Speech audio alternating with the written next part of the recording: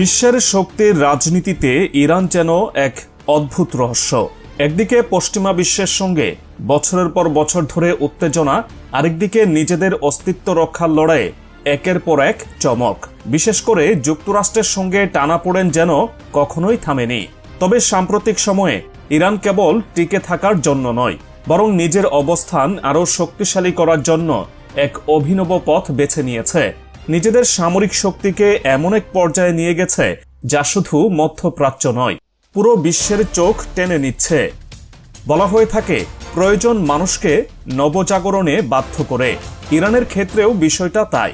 একসময় যাদের হাতে ছিল সাদামাটা অস্ত্র আর সীমিত সামরিক কৌশল, আজ তারা নিজেদের পরিণত করেছে এক দুর্দান্ত আধুনিক শক্তিতে।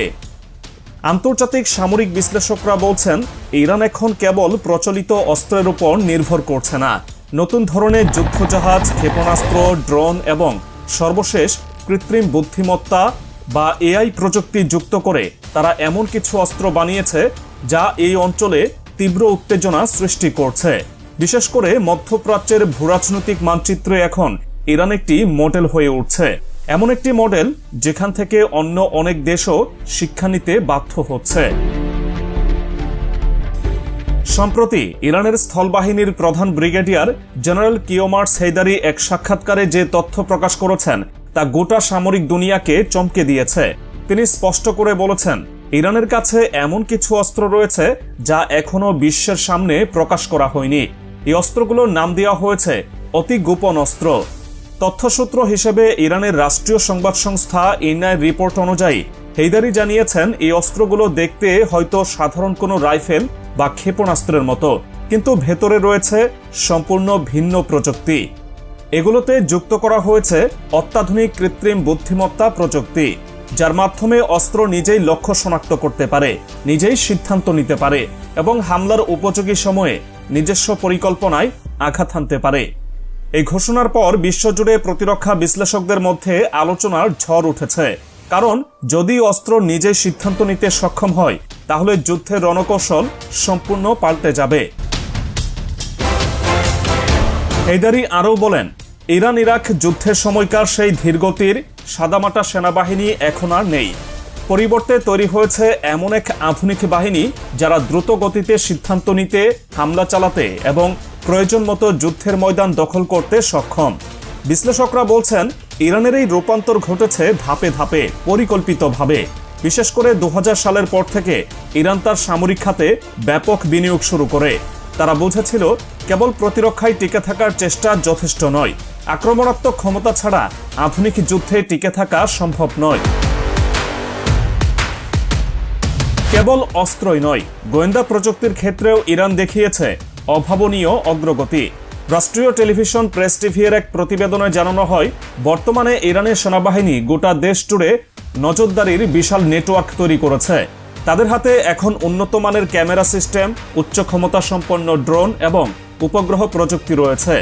এসবের মাধ্যমে দেশের সীমান্ত অঞ্চলে সর্বোচ্চ পর্যায়ের নিরাপত্তা নিশ্চিত করা হচ্ছে। বিশেষ করে সীমান্ত এলাকাগুলোতে মোতায়েন রয়েছে 10টি বিশেষ সামরিক ইউনিট। এই ইউনিটগুলোর কাজ শুধু সীমান্ত পাহারা দেওয়া নয়, বরং শত্রুর যে কোনো নড়াচড়া বা আগ্রাসী প্রস্তুতি আগেভাগে শনাক্ত করে প্রতিরোধমূলক ব্যবস্থা নেওয়া। বিশেষজ্ঞরা বলছেন, ইরান তার গোয়েন্দা নেটওয়ার্ক এমনভাবে সাজিয়েছে যাতে দেশের ভেতরে কিংবা বাইরে থেকে আসা যে কোনো হুমকি সম্পর্কে তারা আগেভাগেই সচেতন হতে পারে। এর ফলে ইরান এখন আর শুধু প্রতিক্রিয়া দেখায় না, বরং আগে থেকেই বিপদ চিহ্নিত করে ব্যবস্থা নেয়। ইরান যখন নিজেদের প্রযুক্তি আর সামরিক শক্তির এমন চমকপ্রদ উন্নতি প্রদর্শন করছে, তখন শুধু নিজেদের জনগণের আস্থা অর্জনই তাদের লক্ষ্য নয়, বরং এর গভীরে রয়েছে আন্তর্জাতিক মঞ্চে পাঠানো এক সুস্পষ্ট বার্তা।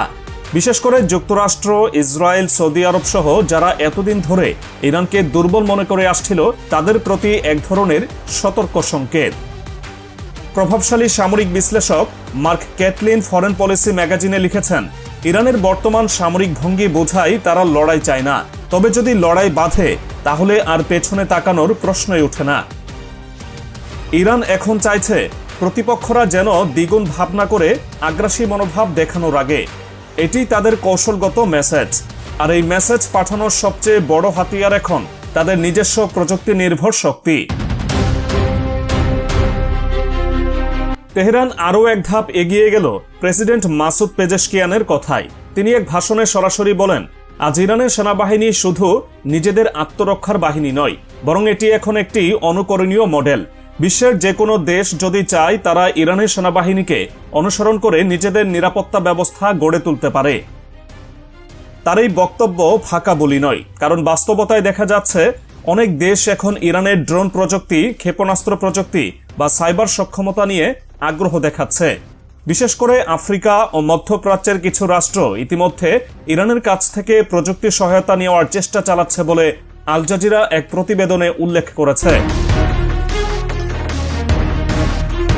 আরেকটি বড় পরিবর্তন ঘটেছে ইরানের সামরিক গঠনে। ইরানের স্থলবাহিনী এবং ইসলামী বিপ্লবী গার্ড বাহিনী বা আইআরজিসি আগে যেখানে একে অপরের থেকে কিছুটা আলাদা কাজ করত, সেখানে এখন দুই বাহিনী মিলে একেবারে সমন্বিতভাবে কাজ করছে। মিডল ইস্ট মনিটরের রিপোর্ট অনুযায়ী তারা এখন আকাশপথ, স্থলপথ এবং সমুদ্রপথে একযোগে অপারেশন চালানোর সক্ষমতা অর্জন করেছে।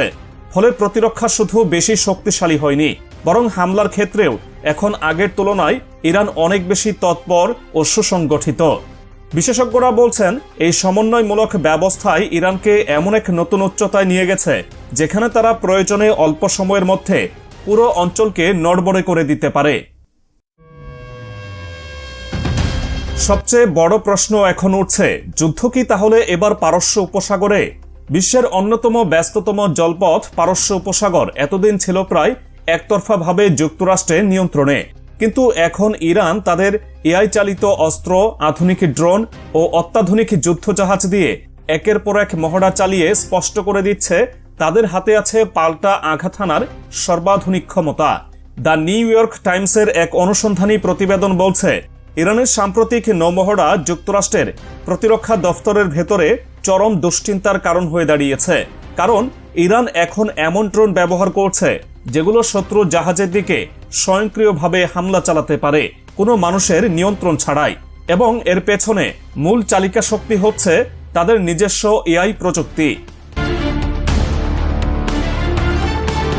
বিশ্ব এখন এমন এক সময় পার করছে যেখানে পুরনো জোট আর শক্তির ভারসাম্য বদলে যাচ্ছে।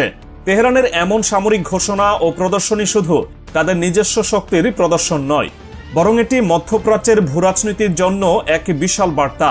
বিশেষ করে যুক্তরাষ্ট্র ও পশ্চিমা দেশগুলোকে ইরান এইভাবে স্পষ্ট জানিয়ে দিল, আগের মতো আর একতরফা আধিপত্য বজায় রাখা যাবে না। ইরান এখন বলছে না, ইরান দেখাচ্ছে। তাদের সেনাবাহিনীর আধুনিকায়ন, আইআরজিসি ও স্থলবাহিনীর একত্রীকরণ, উন্নত গোয়েন্দা প্রযুক্তি, এআই চালিত অস্ত্র ব্যবস্থা এবং সাহসী রাজনৈতিক ভাষণ সব মিলিয়ে তেহরান আজ এক নতুন যুগের সূচনা করছে। নিজেদের অস্তিত্ব টিকিয়ে রাখতে, নিজেদের নিরাপত্তা নিশ্চিত করতে ইরান বেছে নিয়েছে মডেল হয়ে ওঠার পথ। এবং এই মডেল এখন শুধু মধ্যপ্রাচ্যেই নয়, বিশ্ব মঞ্চেও আলোচিত হচ্ছে।